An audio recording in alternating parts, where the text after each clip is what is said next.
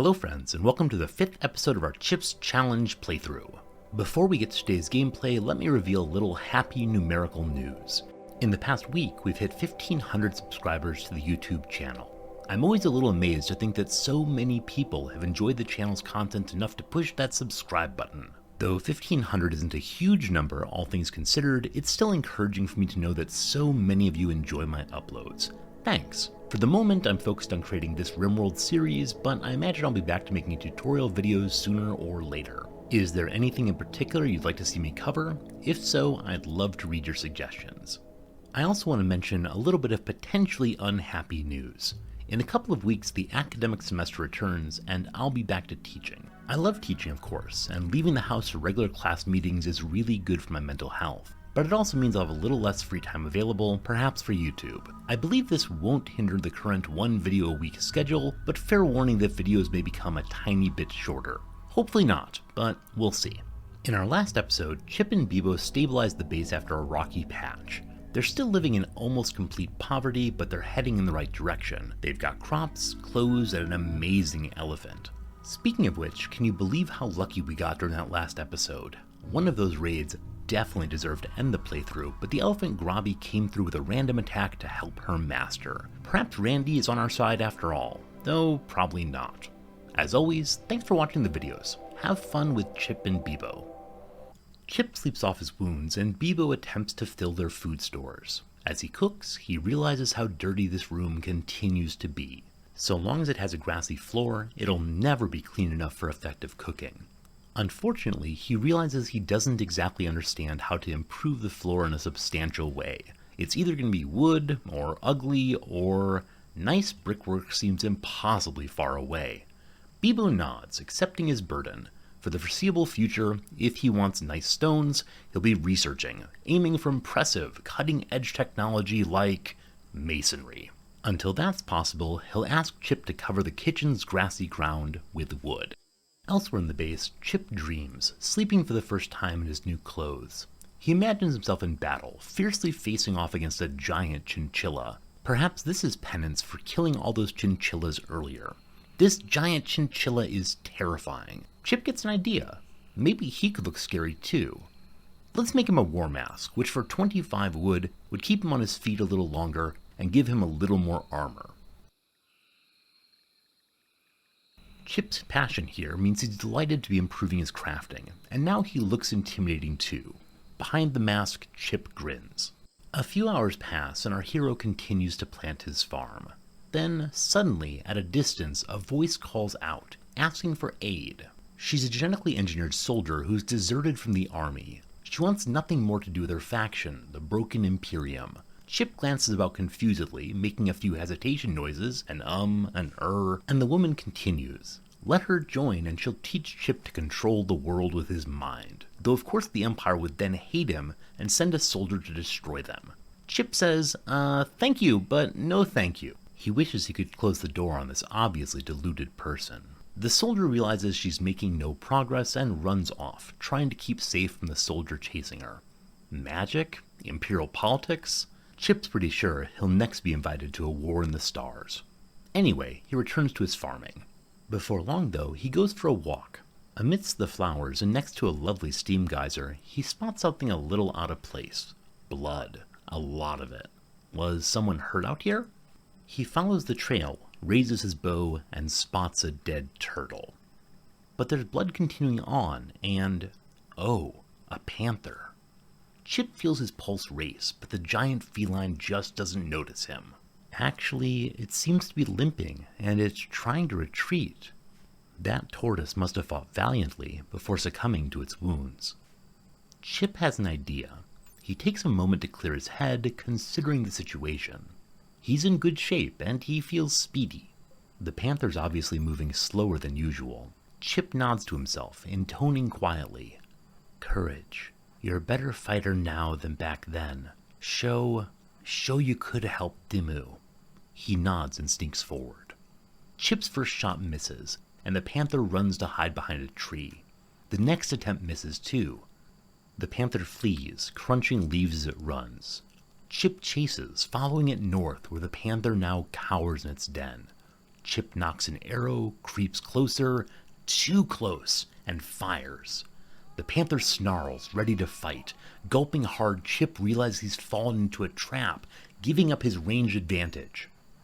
He flees, the panther swings, and Chip somehow dodges. A bit of distance gained, and Chip wheels around, speedily shooting his bow. But again the beast lunges forward, its massive maw tearing at the air.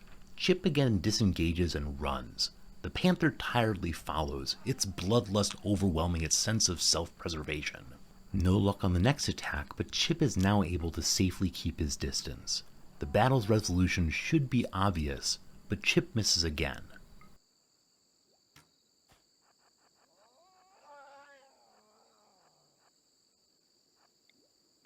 And again. Okay, he thinks, this is why we make traps. Chip sets himself behind one and the panther continues forward, bloody paw prints marking its advance.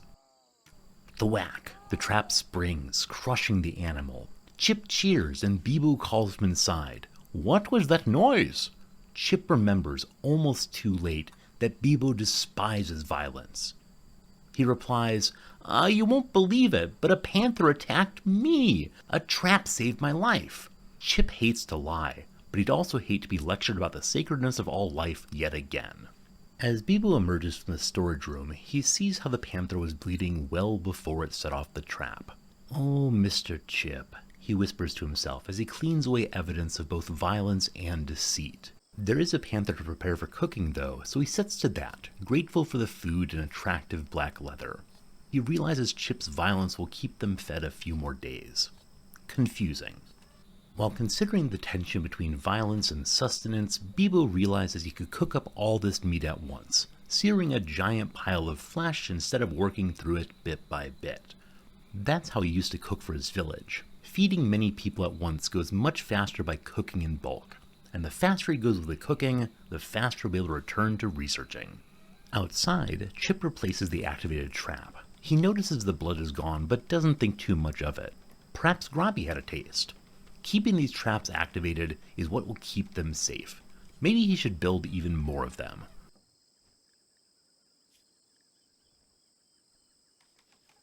For now, though, he heads inside and sits down to look over Bibo's research notes. It's mostly confused scrawling about temperature. Heat rises, so maybe make a hole in the roof?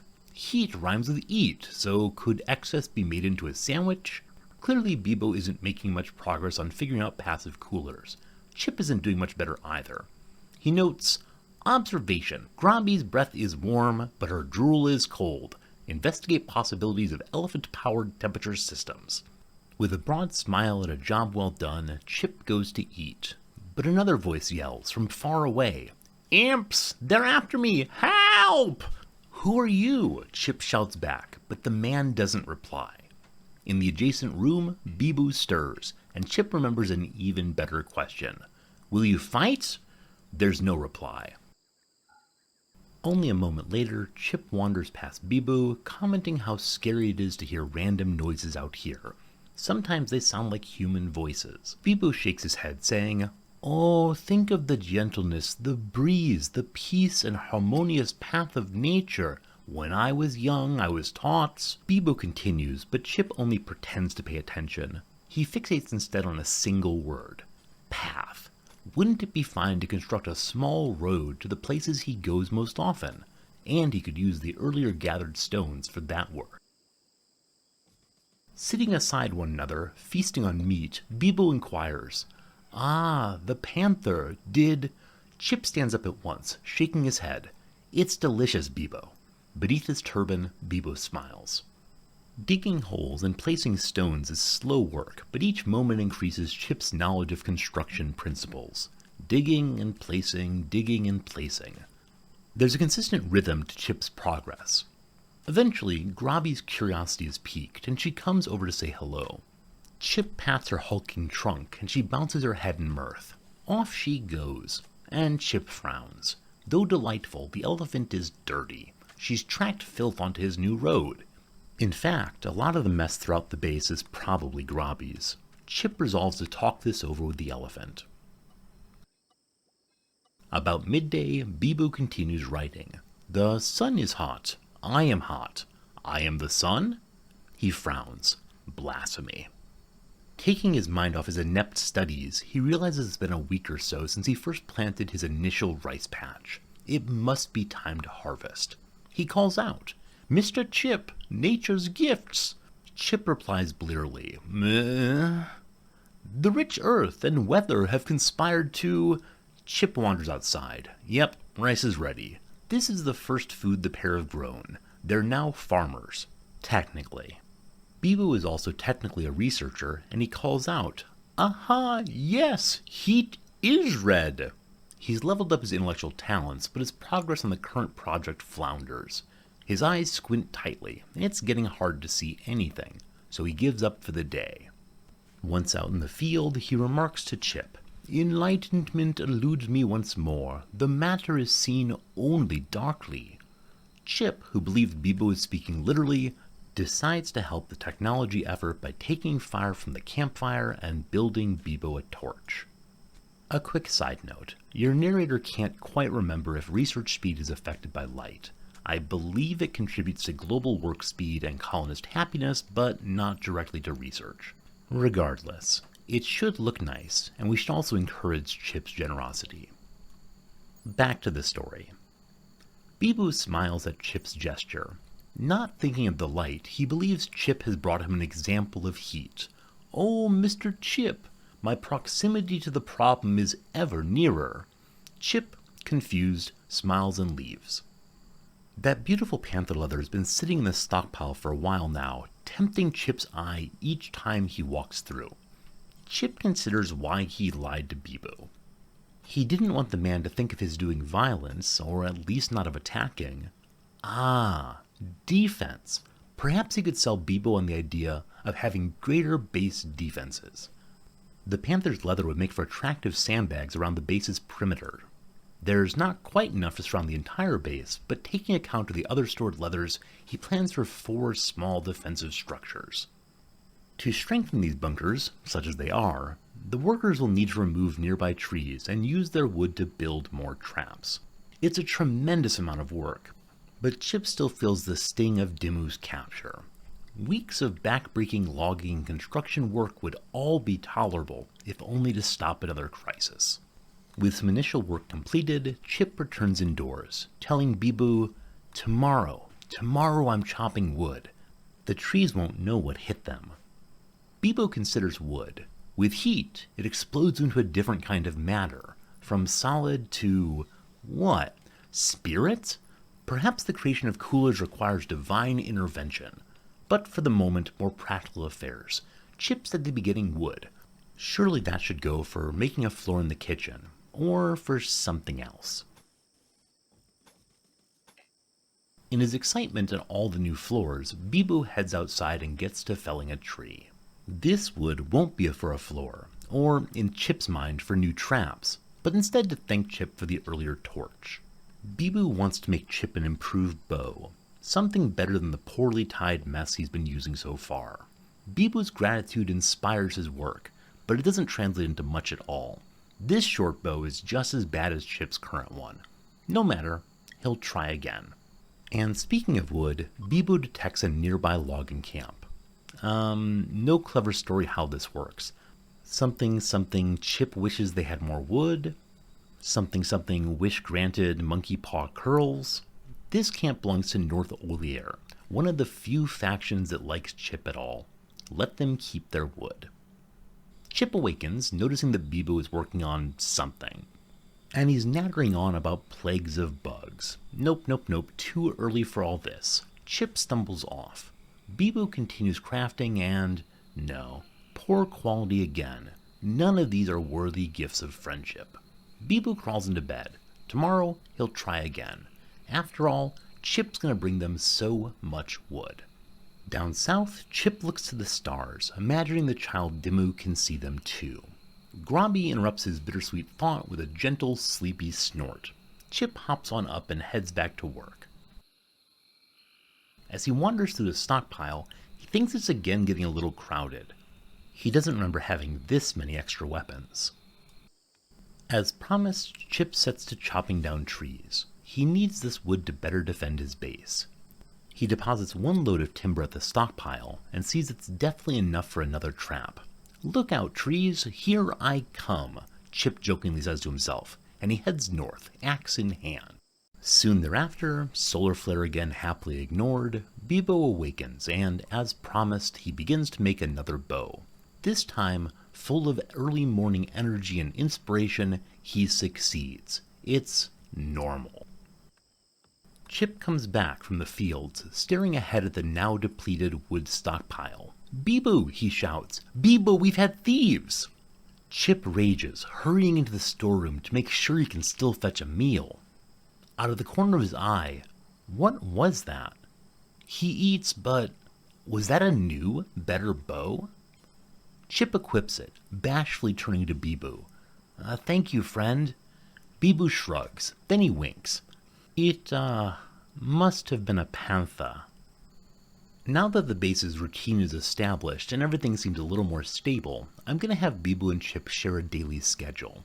With both of them awake and asleep at basically the same time, they'll awaken one another far less often, and they'll also have more opportunities to socialize.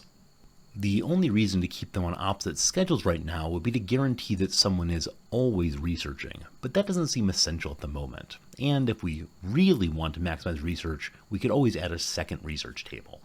Though Chip's harvested wood was meant for traps, he decides he wants to continue the gift exchange with Bibo, so he instead begins laying flooring in the kitchen. This improvement should keep Bibo's bare feet clean, and it'll also benefit Chip. By ensuring a cleaner cooking area, he should get sick less often. While they're working, Bibo makes a lame joke about kangaroos. "Out of wood, Chip? You better hop to getting more." Chip goes ahead and bounces out the door.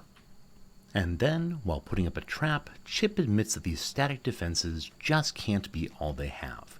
He must continue working on his shooting too. So it's time for another hunt. What's nearby? Well, there's been a herd of fluid-filled beasts just to the southeast, but no, that seems like a really bad idea. Up north? There's a tortoise, and it's itching to fight. Chip hurries up that way, shooting as quickly as he arrives.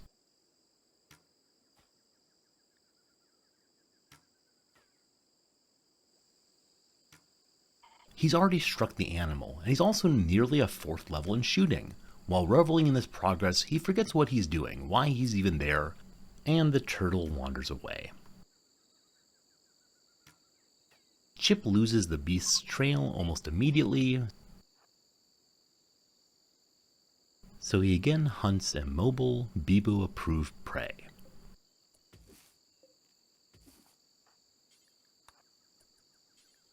Back home, Bibo works and an awful sound fills the air. Again, it screeches. The monkeys still hate Chip for his earlier hunting. This time there are 2 of them. Chip, Bibo, and Grobby all ready themselves to observe and take on these simians. As soon as one comes into range, Chip fires, missing, but earns a level up anyway. Bibo makes a small chirping noise and draws the monkey's attention to him. He dodges quickly to one side. Wham! The trap comes down on the monkey's body. Bibo comments without a hint of irony. "You must watch where you're going, my little friend." Chip rolls his eyes at the other's rationalizations. The other monkey comes closer, and Grobby decides there'll be no heroics today. The monkey sidesteps the trap. Now in melee combat, Chip swings his bow once, twice. He's hurt and then he's stunned, just out on his feet. At least part of his issue is Bibo's seeming indifference to the situation. Is the man saying a prayer of thanksgiving, or something about the opposition between fire's heat and water's wetness? Chip quickly returns to sensibility, moving to put a trap between himself and the howling primate. The trap works to save Chip. Bibo doesn't. The enemy is now defeated. Chip lifts up his arm, showing a bloody laceration. "This, Bibo, this is what I do for you." Bibo nods, humming as he wanders inside. "And I cook for you, Mr. Chip." Chip sighs, exasperated. At least the 2 men still have each other. Thanks so much for watching. We'll see you again real soon.